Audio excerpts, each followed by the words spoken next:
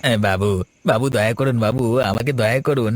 আমার অবস্থা দেখে একটু দয়া করুন বাবু আমাকে। সারা শীতকালটা আমি এই একটা জামা গায়ে দিয়ে কাটিয়ে দিচ্ছি, খুব কষ্ট হচ্ছে আমার, কিন্তু মুখ দিয়ে কোনো শব্দ বার করছি না। কেন কেন? আরে কষ্ট হলে তো মুখ দিয়ে শব্দ বার করতেই হয়, আ উ করে। তুই শব্দ বার করছিস না কেন? বাবু, ঘরে আমার গিন্নি সব সময় রণমূর্তি ধারণ করে আছে, বৃদ্ধ বাবা আছে, শরীর অসুস্থ। কোনো একটা কাজকর্ম যদি আপনি দিয়ে দেন তাহলে আমি খুবই উপকৃত হই বাবু।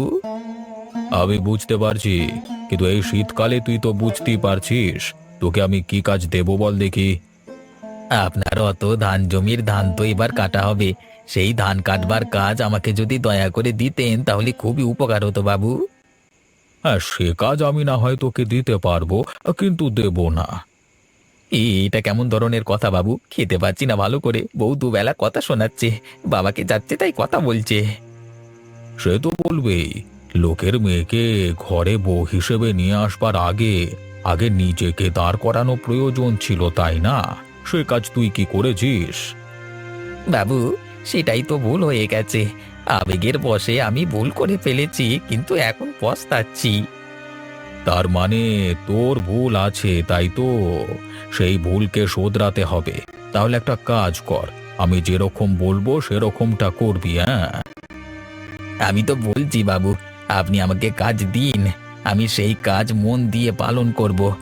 বলুন বাবু, আমাকে কি করতে হবে? ঠিক আছে, তাহলে শোন। দুজনকার কাছ থেকে মোটা অঙ্কের টাকা উসুল করতে হবে, বুঝলি? দাদা গো, এত সকালে এসে গরুর মতো খাটাখাটনি করে শেষকালে কি পাবো বলো তো? এ কথা কেন বলছো রতন ভাই? কি হয়েছে বলো তো ভাই? কি আর হবে, আবহাওয়ার যা খবর শুনছি, এবারও মনে হচ্ছে আমাদের কষ্টের ফসল একেবারে জলে গেল। কি হবে বলো দেখি এবার? কি বলছে খবরে? আবার বৃষ্টি হবে, গভীর নিম্নচাপ উঠেছে, যে কোনো সময় বৃষ্টি এসে একেবারে বানভাসি করে দেবে। যা রে, তাহলে এবছর আবার গেল। এত মাসের খাটাখাটনি এক নিমেষে একেবারে জলাঞ্জলি হয়ে যাবে।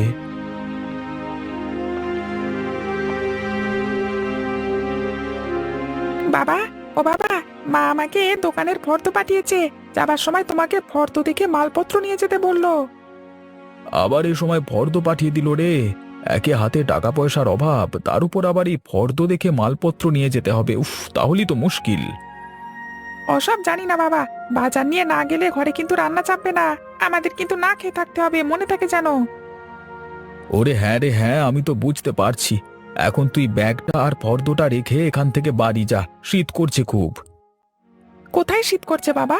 তুমি কি সব আবোল তাবোল বকছো? কাল থেকে শীতটা অনেকটা কমে গেছে তো। শীত কমবার মানে বুঝতে পারছো তো? তার মানে আমার কথাটা সত্যি না মিথ্যে? সত্যি হলেই বা কি আর মিথ্যে হলেই বা কি, যাবে তো আমাদের দুজনকারই নাকি? আর এভাবে চলে না দাদা, এবার আমাদের অন্য কিছু না কিছু কাজে মন দিতে হবে, না হলে সারা জীবন আমরা এইভাবে গরিব হয়ে বাঁচবো। নিয়তি রে, নিয়তি। নিয়তি ছাড়া আর কি বলবো বল? এরকম করে আর কদিন চলে দেখি। বৌমা, ও বৌমা, কোথায় গেলে বৌমা? একবার এইদিকে এসো বৌমা, একবার এসে দেখে যাও।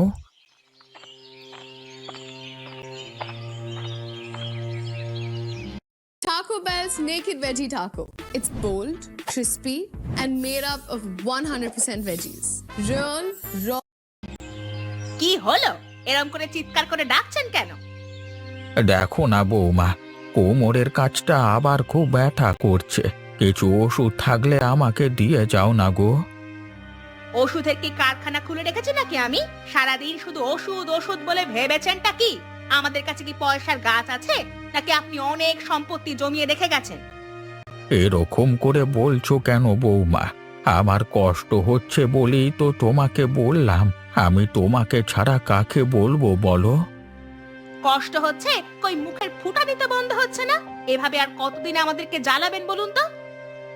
এরকম করে বলছো বৌমা? এই জীবনটা কি কথা শুনে শুনেই কাটাতে হবে আমাকে? কাজের মতো কাজ করলে কথা শুনতে হতো না নিশ্চয়ই? আমাদের জন্য সারা জীবন আপনি কি করেছেন? আপনাকে সম্মান দেব কোথা থেকে? হ্যাঁ, এই তো এই তো গরিবী অবস্থার মধ্যে আমাদেরকে ছেড়ে দিয়েছেন, নুন আনতে পান্তা ফুরায় এখন। এটাই হয়তো আমাদের ভাগ্যে ছিল মা। ভাগ্যে ছিল? একটা ছেলের জন্ম দিয়েছেন, সারাদিন শুধু নাকে কান্না করে বেড়ায়। মা ঠিকই বলেছিল, এই পরিবারে বিয়ে করলে নিজেকে নিয়ে এসে খেতে হবে। সেটাই দেখছি এখন হচ্ছে। এই জন্যই বলে গুরুজনদের কথা শুনতে হয়। আমার ছেলের সম্বন্ধে ওসব কথা বলো না। ও আমাদের দুজনকে ভালো রাখবার জন্য অনেক চেষ্টা করে। তাই নাকি? কই আমি তো দেখতে পাচ্ছি না। আমাকে জীবনে কোনোদিন কিছু দিয়েছে বিয়ে করে এনে? আমাদের যে আর্থিক অবস্থা খারাপ সেটা তো প্রথমেই তোমাকে বলেছিলাম, তুমি তো তাও এ বাড়িতে আসতে রাজি হয়েছিলে। আপনি একদম বড় বড় কথা বলবেন না। আপনার মতো লোক আমার দেখা আছে। চুপ করে শুয়ে থাকুন যদি ঝামেলা বাড়াতে না চান।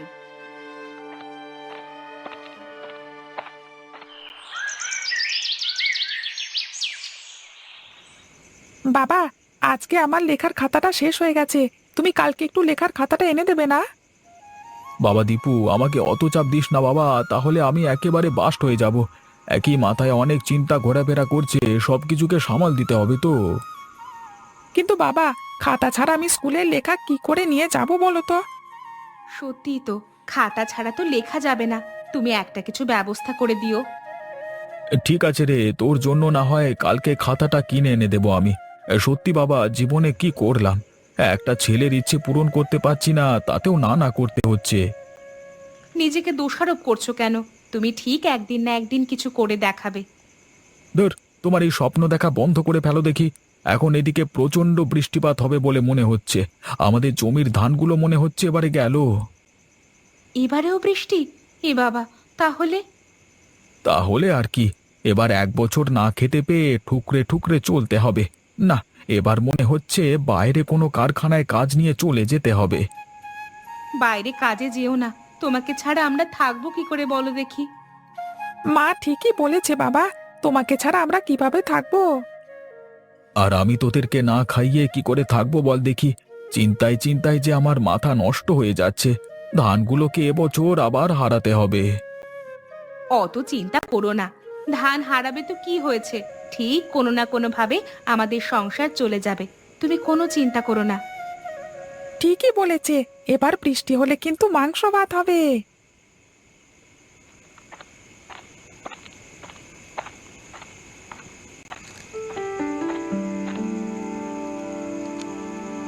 তোমার সঙ্গে কিছু কথা আছে বাবা। এখন কি তোমার আমার সঙ্গে কথা বলবার সময় হবে? কি হয়েছে তাড়াতাড়ি বলে এখান থেকে যাও, আমার সময় বেশি নষ্ট করো না। এবছর প্রচণ্ড বৃষ্টিপাত হতে পারে, সমস্ত ধান জমির ক্ষতি হতে পারে, তুমি কিছু একটা ব্যবস্থা নাও, এটাই বলতে এসেছিলাম। ক্ষতি হলে হবে, আমি আবার কি ব্যবস্থা নিতে যাব? প্রকৃতির সঙ্গে লড়াই তো করতে পারবো না আমি। আমাদের ক্ষতি না হলে না হয় পুষিয়ে যাবে, কিন্তু গ্রামের মানুষেরা ছোট ছোট জমি যারা চাষাবাদ করে তাদের কি হবে বলো তো? কি আর হবে, তাদের জিনিস তারা বুঝে নেবে। স্বার্থপরের মতো কথা বলো না, তাদের জিনিস তারা বুঝে নিলে তুমি কি করতে গ্রামের মোড়ল হয়েছো? এই ছাগল, একদম বড় বড় কথা বলবি না। তুই আমার ছেলে না ছাই, বাবাকে কিভাবে সম্মান দিতে হয় তুই শিখিসনি? বাবা যদি নিজের কাজের কাজটা না করে তাহলে তাকে সম্মান কিভাবে দেব বলো? সম্মান দিতে মন চায় না যে। তাই নাকি? সম্মান দিতে মন চায় না? হ্যাঁ তাই, তুমি যদি গরিব মানুষদের প্রতি একটু দয়াবান হতে তাহলে তো সব দিক থেকে ভালো হতো, কিন্তু তুমি তো সেটা হবে না, তাই তোমাকে সম্মান দিতে ইচ্ছে করে না। তোমাকে একটা কথা বলতে এলাম আর তুমি উত্তর দিলে একদম দায়িত্ব জ্ঞানহীনের মতো, এটা মেনে নেওয়া যায় না বাবা। তোর মানামানিতে আমার কিছুই যায় আসে না। আমি আমার যা ইচ্ছে তাই করতে পারি, তোর তাতে কথা বলবার কোনো অধিকার নেই। ওই জন্যই তো তোমার ছেলে হিসেবে পরিচয় দিতে আমার ঘেন্না হয়। তোমার মতো লোকের সাথে কথা না বাড়ানোই ভালো। তুমি যা পারো তাই করো, তবে আমার দায়িত্ব জ্ঞান আছে, আমি মানুষকে সাহায্যের জন্য ঝাঁপিয়ে পড়ব। তুমি যদি তখন কিছু বলতে আসো।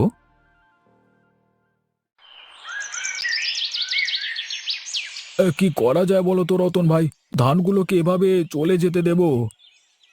এখন যে কাটবো তারও তো উপায় নেই। মোটামুটি 1 মাস এই ধানগুলোকে ফেলে রাখতে হবে জমিতে, তারপর কাটাকাটির ব্যাপার। কি আর করা যাবে? আবার তো কালকে সারা রাত ভেবে ভেবে ঘুম হয়নি। জানি না আর কতদিন এভাবে চলবে।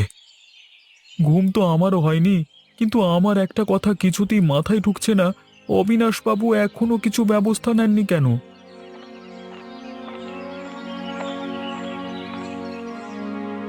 এই তো ব্যবস্থা নেওয়ার জন্য আমাকে পাঠিয়েছেন।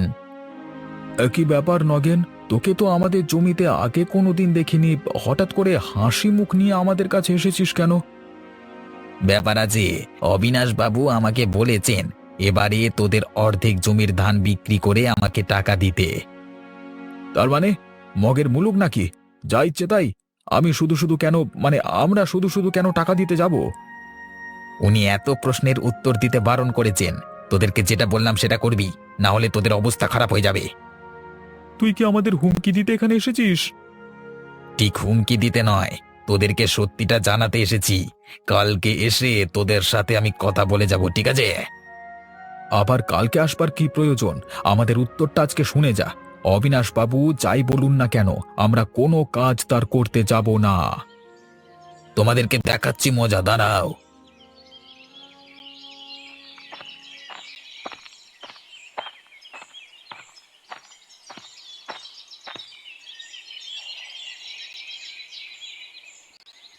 এই নিন, উঠে পড়ুন, তাড়াতাড়ি খেয়ে নিন দেখি, খেয়ে আমাকে উদ্ধার করুন।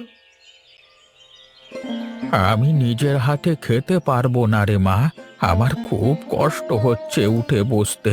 তুই কিছু একটা কর। বাবা, উনাকে আবার উঠে বসিয়ে খাইয়ে দিতে হবে মনে হচ্ছে। শুনুন, এসব বাজে কথা না অন্য জায়গায় দেখাবেন। খেতে হলে খান, না হলে ছাড়ুন। তাহলে ছেড়ে দে মা, কয়েকদিন না খেয়ে থাকলে আমি ঠিক মরে যাব। তোদের কোনো অসুবিধে হবে না। সেদিকে তো আবার আপনার ছেলের কথা শুনতে হবে। আমি তো চাই আপনি আজকেই ফুটে যান। তুমি কি বললে গিন্নি? আমার বাবাকে তুমি এত বড় কথা বলতে পারলে? এই শোনো, ঘরের সব কাজ যখন আমাকে করতে হবে, তোমার বাবাকে দেখাশোনা করতে হবে, তাহলে আমার কথা শুনতে হবে, এই বলে দিলাম। তা বলে তুমি এমন এমন কথা শুনিও না যাতে আমার বাবা বেঁচে থাকতে মরে যায়। বেশ করব। তোমার যদি আমার কথা শুনতে ভালো না লাগে, তাহলে তুমি তোমার বাবাকে নিয়ে আলাদা থাকো গিয়ে। আমি পারবো না তোমার সংসার সামলাতে।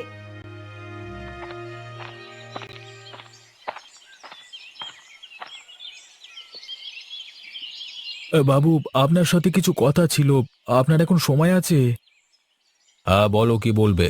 তোমরা দুজন হঠাৎ করে আমার এখানে কেন এলে? কি চাই তোমাদের?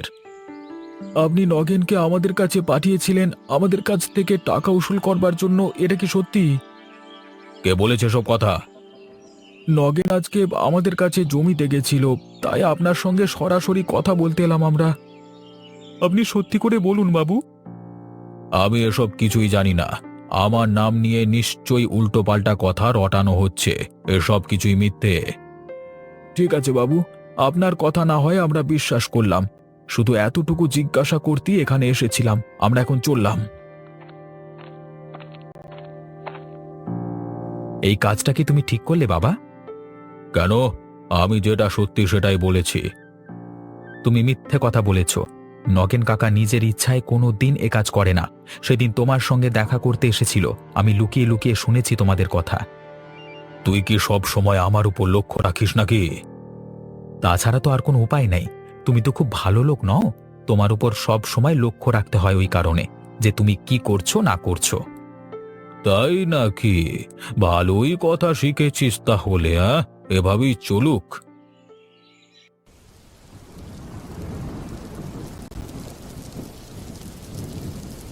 বৌমা, বৃষ্টি নামলো নাকি? কেন, কানে কি শুনতে পাচ্ছেন না নাকি? নাকি ঠান্ডা হাওয়া দিচ্ছে, বুঝতে পারছেন না? সবটাই বুঝতে পারছি বৌমা, সেই জন্যই তো জিজ্ঞাসা করছি। আহারে, এবার কি হবে? এমন হা হুতাশ করছেন যেন আপনার বিঘের পর বিঘে জমি আছে, আর সেই জমি আপনি চাষ করেছেন। আমি না চাষ করতে পারি বৌমা, কিন্তু গ্রামের গরিব কৃষকদের কি অবস্থা হবে বলো তো? তারা কি করবে? তারা তো সব কিছু হারিয়ে আবার নিঃস্ব হয়ে যাবে। তা যাক না, আপনার তাতে কি যায় আসে? আপনি কি সারাদিন এরকম ফালতু বকে যান? শাশুড়ি মা আপনাকে এই জন্যই দেখতে পারতো না। আচ্ছা বেশ, আমি বেশি বকবো না। আমি বুঝতে পারছি আমি তোমাদেরকে খুব কষ্ট দিচ্ছি। দিনে একবার করেই অন্তত আপনি এই কথাটা বলেন, আমাদের কষ্ট থেকে মুক্তি তো দিতে পারছেন না। জানো বৌমা, এ সময় কিন্তু কাকড়া খুব ভালো আপনি দয়া করে মুখটা বন্ধ করুন, বিরক্ত করবেন না। কি অবস্থা রে, চারিদিকে একেবারে জলে জলময় হয়ে গেছে। কোনটা কার জমি ঠিকমতো চেনাই যাচ্ছে না। আরে দাদা, চারিদিকে জল না দেখে পায়ের দিকে একবার লক্ষ্য করে দেখো। আরে এগুলো আবার কি কাঁকড়া বলে মনে হচ্ছে? হ্যাঁ দাদা, কত কাঁকড়া হয়েছে দেখো। যদিও ধানের শীষগুলো বন্যার হাত থেকে বেঁচে যেত, এখন কাঁকড়াগুলোই সব ফসল কেটে দেবে। দাদা, ভালো করে ভাবনা চিন্তা করে দেখো, যদি আমরা এই কাঁকড়াগুলো ধরে বিক্রি করতে পারি তাহলে কিন্তু আমাদের হাতে অনেক টাকা আসবে। কথাটা তুই ভুল বলিসনি, অনেক টাকা আসবে আমাদের হাতে। তাহলে দাদা একটা কাজ করা যাক, এখান থেকে কাঁকড়াগুলো তুলে নিয়ে বাড়িতে বাড়িতে গিয়ে বিক্রি করে দেওয়া যাক। ঠিক আছে, তাহলে তাই করা যাক। চল, বাড়ি থেকে আমরা হাঁড়ি নিয়ে আসি কিছু। অন্তত ফসলের ক্ষতি হওয়ার টাকাগুলো আমরা এই কাঁকড়া বিক্রি করে কিছুটা তুলতে পারবো। কি ব্যাপার পলাশ, কোথায় যাচ্ছিস সে সময়? তুমি তো মানুষের উপকারে আসবে না, তাই আমি যাচ্ছি কিছু মানুষের উপকার যদি করতে পারি। তুই করবি উপকার? তোর উপকার করবার ক্ষমতা আছে? টাকা পয়সার দিক থেকে ক্ষমতা না থাকলেও আমি অন্যভাবে মানুষকে বিপদের হাত থেকে উদ্ধার করতে পারি। সেটা কিভাবে? তোমাকে আমি বলতে বাধ্য নই, আমাকে বিরক্ত করো না। নিজের কাজে আমাকে নিজে যেতে দাও। তুমি ঘরের ভেতর বসে থাকো, যেদিন তোমার এই বিপদ হবে না সেদিন তুমি বুঝতে পারবে। শোন গাধা, এই গরিব মানুষদের যত উপকার করবি তত পেয়ে বসবে। এদের উপকার করে কোনো লাভ নেই, এরা যত পায় তত খায়। একবার পেয়ে বসলে মাথায় চড়ে বসবে। তাই নাকি? তাহলে নগেন কাকার মতো গরিব মানুষকে দিয়ে তুমি তোমার স্বার্থ চরিতার্থ করতে চেয়েছিলে কেন? মুখ সামলে কথা বলবি। স্বার্থ চরিতার্থ মানে? তুই কি কথা বলছিস ভেবেচিন্তে বলছিস তো? হ্যাঁ, আমি ভেবেচিন্তেই বলছি। তুমি যদি আমার বিষয়ে আর কোনো কথা বলতে আসবে তাহলে ভালো হবে না বলে দিলাম।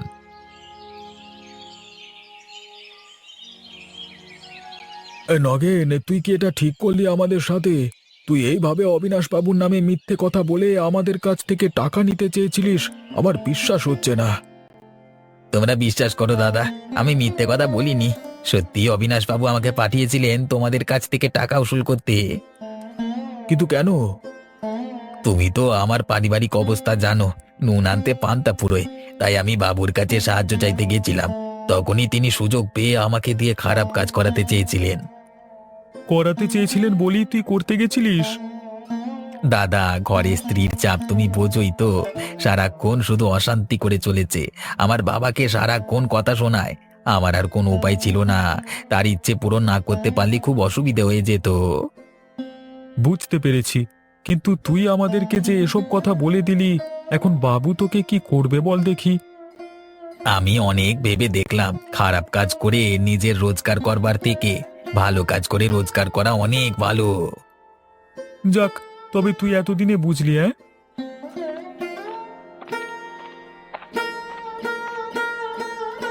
কি গো, তোমাদের কি খবর? সবকিছুই তো বন্যার জলে তলিয়ে গেল। এখন কি করবে বলো তো তোমরা?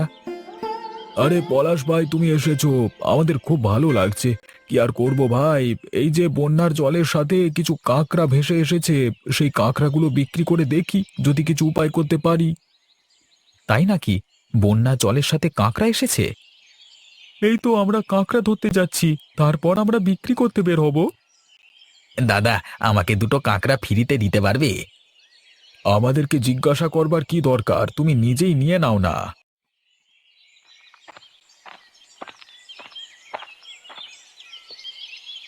কোথায় নগেন, বাড়িতে আছিস? বেরিয়ে আয়, তোর সাথে কথা আছে। আরে অবিনাশ বাবু, আপনি আসুন আসুন, উঠে আসুন। সে কোথায়? তার জন্য আমাকে আবার এতটা জল পেরিয়ে আসতে হলো। বেটাকে একটা কাজ দিয়ে নিশ্চিন্তে থাকতে পারি না। তা যা বলেছেন, একবারে গতর কুটে দেখুন না, আজকে কোনো কাজকর্ম করে না বলেই তো আমাদের এই হাল। কে এলো বৌমা? আর ওই দেখুন, ওই বুড়োর সব দিকে শুধু নজর আর কৌতূহল। বুঝতে পারছি তুমি খুব কষ্টে আছো। দেখি তোমার জন্য একটা কাজের ব্যবস্থা করতে হবে আমার ঘরে, কিন্তু সে কোথায়? এই যে বাবু, আমি এসে গেছি। আয় বেটা আয়। তা কোথায় মরতে গেছিলিস? একটু বানের জল দেখতে গেছিলাম বাবু, কিন্তু মরবার সাহস হলো না, জানেন তো। এত ঠান্ডা জল, মানে পালিয়ে এলাম। আমার সাথে ফাজলামি বন্ধ কর।